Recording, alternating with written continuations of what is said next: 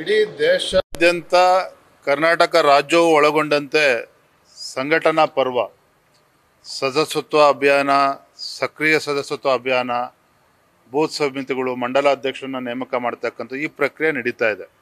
ಈ ಹಿನ್ನೆಲೆಯಲ್ಲಿ ನಮ್ಮ ರಾಷ್ಟ್ರೀಯ ಪ್ರಧಾನ ಕಾರ್ಯದರ್ಶಿಗಳಾಗಿರ್ತಕ್ಕಂಥ ತರುಣ್ ಚುಗ್ಜಿ ಅವರು, ಕರ್ನಾಟಕ ಸಹ ಉಸ್ತುವಾರಿಗಳಾಗಿರ್ತಕ್ಕಂಥ ನಮ್ಮ ಸುಧಾಕರ್ ರೆಡ್ಡಿ ಅವರು ಇವತ್ತು ಬೆಂಗಳೂರಿಗೆ ಬಂದಿದ್ದಾರೆ.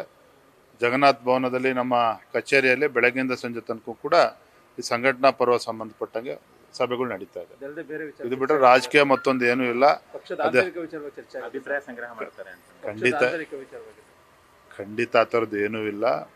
ಆ ಥರ ಅಭಿಪ್ರಾಯ ಸಂಗ್ರಹಣ ಮಾಡೋದಾಗಿದ್ದರೆ ರಾಧಾ ಮೋಹನ್ ದಾಸ್ ಅವರು ಬರ್ತಾಯಿದ್ರು. ಅವರು ಕರ್ನಾಟಕದ ಉಸ್ತುವಾರಿಗಳು.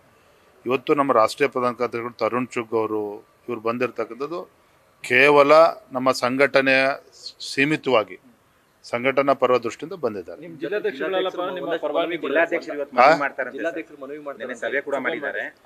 ಮನವಿ ಕೊಡೋದಕ್ಕೆ ಇದು ವೇದಿಕೆ ಅಲ್ಲ, ಇದು ಸಂಘಟನಾ ಪರ್ವ ದೃಷ್ಟಿಯಿಂದ ನಡೀತಾ ಇರ್ತಕ್ಕಂಥ ಸಭೆ. ಅವರ ಸಮಸ್ಯೆಗಳು ಅಥವಾ ಅವರ ಅಭಿಪ್ರಾಯಗಳು ಕೊಡ್ತಕ್ಕಂಥ ಕಾರ್ಯಕ್ರಮ ಇವತ್ತು ಅಲ್ಲೇ ಅಲ್ಲ, ಇದು ಸಂಘಟನೆ ದೃಷ್ಟಿಯಿಂದ ನಡೀತಾ ಇರ್ತಕ್ಕಂಥ ಸಭೆ. Thank you. ನ್ಯೂಸ್ ಫಸ್ಟ್, ನಿರ್ಭೀತಿಯಿಂದ ನಿಮ್ಮ ಪರವಾಗಿ.